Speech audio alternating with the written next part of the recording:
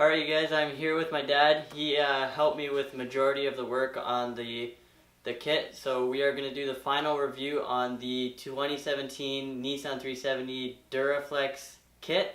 I went with the AMS style kit, and yeah, like I said, he did most of the work, so he's going to do a lot of the reviewing. But I just want to get the bare basics out of the way. A lot of you guys were asking how much I actually spent on the kit. I spent $1,200 Canadian to get it from across the border, shipped to a place just across the border, and then I brought it across myself. I paid about $35 in duty, and then yeah, so that's $1,200 in my garage at my house. And then after that, I spent about $500 on paint and primer and everything, and that's about it. So I spent $1,700 Canadian, and that's fitted, painted on my car. So yeah, that's one of the questions I was getting, and yeah, I got a lot of questions on what kit it was. So like I said earlier, it is a AMS style Duraflex kit. We're going to start off with how they looked when we received it. If you guys have not checked out the first video of when I received the kit, I highly recommend you do. I'll include a link up top to the right corner here, right above his head. But I'll give you more of a professional point of view. So, yeah. How do you think it looked when we received the kit in our garage? I think it looked fine, other than the crack on the front bumper. But overall, like unwrapping, they were boxed well. They came fairly unscathed, so you know what, we can't complain about parts like that. So what did you think of the molds, like before we even started? Looking at the molds before we started, they looked good, but there were areas on the mold that I found were a little paper thin, like could have been a lot thicker. Considering once we got into the project and we saw what we were involved in, they definitely could have been, you know, a little thicker in a few extra spots. But overall, the primer was well laid out. The one part was cracked, but they were good. They were good. So we'll get right into it, and we'll start off with the side skirts. How was the fitment, prepping them and painting them? We can start from the beginning and make our way through. Yeah, so long ago now. When we started the side skirts, they were pretty good. We took the old ones, the OEM ones off, and then just test fit, dry fit the kit side skirts. They didn't look that bad, and everything seemed to fall into place properly. The only downside was on the 370 where the OEM skirts clip in on the rocker. The kit skirts don't have that option. It's just basically a straight up mold.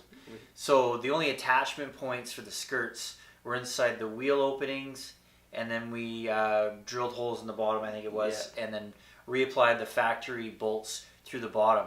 So what we're seeing now with the skirts prepped, painted, and installed is they're not quite sitting proper on the rocker inside the door jamb. When the doors are closed, the skirts look great, but doors open, you can see that the mold isn't quite right. They do need some sort of attachment point on the inside, which I think we're going to tackle sometime down the road. Yeah, I'll include a clip right here of what we mean.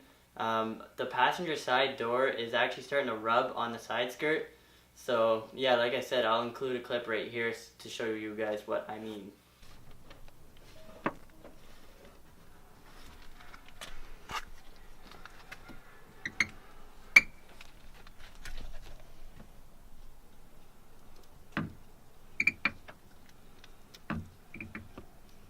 There's minor trimming to be done to the side skirt to make it fit proper. Yeah. I think there was just a few, I don't know what you would call it, but like overmold parts of the mold where they've been overmolded, so we just had to trim them back. There was plenty of material on the side skirts, amazingly, so there was lots of room to trim and make sure everything fit properly. There wasn't too much for cracks, if I remember. Maybe a couple spider cracks in the fiberglass, but that was about it.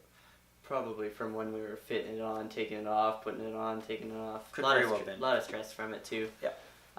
Okay, so now that we have tackled the side skirts, we are going to talk about the front bumper and rear bumper. We can split it up, or we can talk about it all at once. Well, we'll start with the rear bumper because that's the part that we put on first when it came to the bumpers. The rear bumper fit not the greatest. So there were a lot of modifications that needed to be done to the back end of the car plus the bumper in order to make it fit to the car. Especially if you want, on the 370, if you wanted to run that fog light. Yeah, so if you wanted to run that fog light on the back bottom of that bumper, what we had to do is actually notch out the rebar. So thankfully the rebar on those cars is solid. And where we notched it just ever so slightly, I don't think we took much off, and the pieces was on my bench here actually. But the piece, the part that we notched out really wasn't that major, so it didn't affect the overall strength and structure of the rebar. So there was that, and then there was really no mounting points for the. There was a mounting spot for the fog light, but there wasn't any mounting points for the wiring, so that had to be taken care of. And then the bumper wouldn't fit on the car with its new style with the foam impact strip. So that's removed. That's not even on the car right now, which, you know, is good to have for that little bit of impact should you happen to have it on an OEM bumper. It absorbs a bit of the impact. Hopefully that doesn't have to happen with the 370 here, but you know, it's not there, which is something that if I was to buy a kit, I would make sure that it should basically bolt up with all the existing hardware and no issues whatsoever. Yeah, because we had to take out one of the bars that fit just under the tail light. Actually, we took it completely out and notched in new holes. I do have the brackets. Yeah, so I think they're in my car. The brackets that Cam's referring to here is like on the OEM bumper, there's a little bit of like a metal stiffener type strip that rivets to the OEM bumper to provide rigidity as it curves and bends. So we initially installed them on the kit because we figured that it would fit proper that way. We were having a hard time getting it to wrap up around the quarters. So we ended up basically, I think we took out the mounting nylon pieces, the brackets that were in there, right? Yeah. So again, a lot of hardware came off the car in order to get this bumper to fit properly. There were no instructions with this kit, and there's not too many videos, if any videos, on the internet that show installations. So Cameron doing something like this is actually sharing quite a bit of information if anyone wants to go down this path with this kit. It should be good info. Yeah, hopefully I provided enough video information. Like I said, if you guys have not checked it out, I highly recommend you guys go back to the top of this playlist and check it out. Again, I'll include more links just above us. They'll come out a few throughout the video, and yeah, so check it out if you guys want to, and yeah, and then you guys can finish off with this review or start off with this review. You just guys won't understand some of the things we're talking about because what happened in the previous videos. So yeah, we can start with the front bumper too. Yeah, the front bumper install was fairly straightforward because we had already tackled the rear. We saw some of the problems that we were up against, so installing the front bumper wasn't all that hard. We had already had an idea as what we were doing. There was a few modifications we made on the opening just below the rebar of the front bumper to make it fit in amongst the radiator, the transcooler, and there were a few brackets in there that they had to be modified to fit proper, if I remember right. Once the bottom was bolted up, there was actually no access or very little access to the drain plug for the oil and for the filter. So we come up with a way to modify the bottom. Basically, we cut it out, but we made sure we utilized a lot of the mounting points so that we weren't losing too much, too much of the strength and component to the bottom of the bumper. The fit on the front bumper compared to the rear bumper was way better, far better mold, minus the fact that it was cracked at the front when we received it, but Cam kind of figures he might have done that unpackaging it, which is very simple to do because they're not super thick. It's fairly good fiberglass. Other than that, I don't know, they fit fine. You know, if you have some body shop skill, easy to do. I don't think this is something that someone with no skill should attempt to do unless they don't mind a poor to fair fit. Let's put it that way. We did have to do minor modifications to the white pieces under the headlights. I don't know if you want to explain a little bit more about that too. They're just mounting points for the OEM bumper. Without showing you, you can see in the other videos that the OEM bumper had slots inside the tabs that fit and clipped into these nylon pieces in the front, whereas the fiberglass component, the fiberglass kit, had the notch outs, but they didn't have the slots for the tabs, so they didn't fit quite properly and super difficult to make all the notches. The molds weren't in the right spot either to even attempt to do it. So what we ended up doing was grinding down the tabs on that nylon plastic piece so the bumper at least slid up on top of it and it stayed in the right spot. The fiberglass bumper being rigid, didn't need to mount to too many spots because it just they seem to hold their shape, right? So there was never a huge issue with it. So lining up the holes underneath the fender, that was a little difficult. They don't come pre-drilled, so once you get the bumper fit and in place, you do all the drilling for the bumper that mounts to the fender, that little spot there. Yeah, the mold wasn't really perfect either. We did have to add our own material to it as well to actually get the holes to line up. Otherwise, we would have had no mounting points. So we did have to do some fiberglass work as well as adding our own material to the sides of the bumper. Yeah, that's right. We had to add our own mounting tabs. Yeah.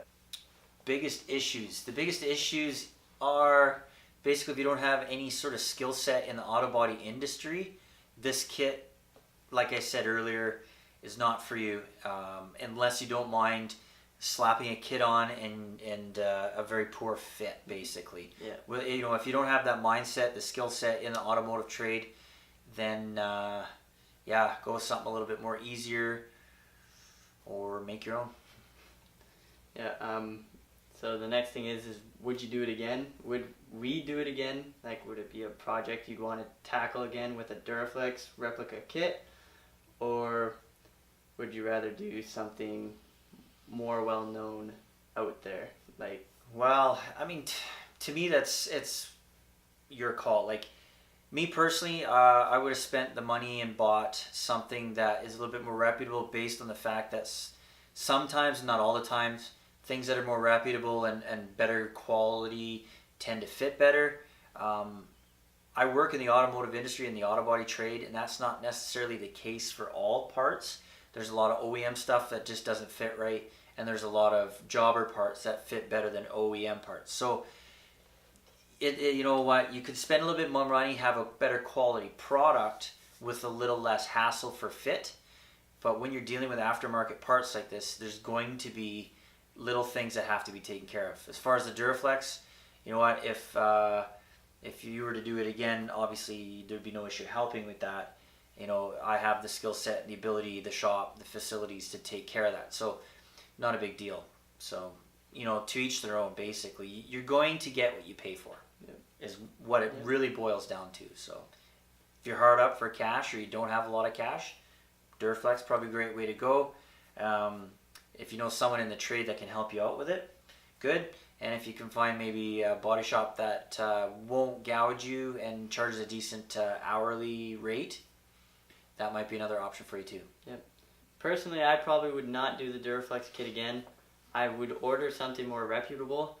Obviously, I think that's going to be my next adventure. Exactly. If I ever want to change the look of my car, it's going to be more of a reputable brand or kit, or even buyer.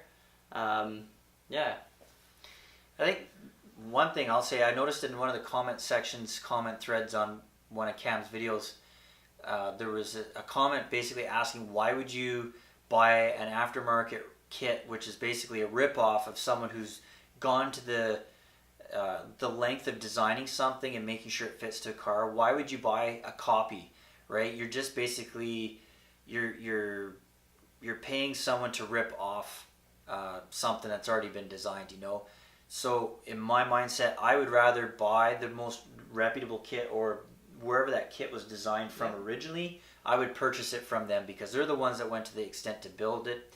You know what, they might charge more and it's probably a better quality product, but at least those are the ones that designed the kit, and those are the people that I would go with. And it was a good comment, and not taken the wrong way, but a very good comment. Like, understandable that you would even ask that. Yeah, I definitely agree with that, like 100%. I do think whoever created the kit or even designed the kit should get a kickback of every kit sold in that design. So, like I said, I don't think I would ever do a replica kit again. So, yeah, I definitely agree with that comment. Any tips? Take your time. Take your time and do it right. Don't try and rush it. Cam had a good idea while his car was off the road for the winter. We were able to get it from the storage to the body shop, and we tackled the side skirts one day, rear bumper, front bumper, made sure everything fit properly. We took our time to make sure it fit right, and then we picked a weekend where we could paint them, you know. So we were able to do some minor repairs on the side skirts and get them painted and installed in one day. And then over 2 days, basically, actually it was a 12-hour marathon to do the bumpers. We tackled the front and rear bumpers, all thanks to Matt's silly suggestion to, hey, why not do them both seeing as we're here? Thanks, Matt. That one's for you. And yeah, so my tip would be, take your time, get it done right. Don't rush them. I mean, you're putting them on a vehicle that you have a lot of respect for. Otherwise, you wouldn't be doing it. Whether you got your, 17 Nissan 370 or 1990 Honda Civic hatchback.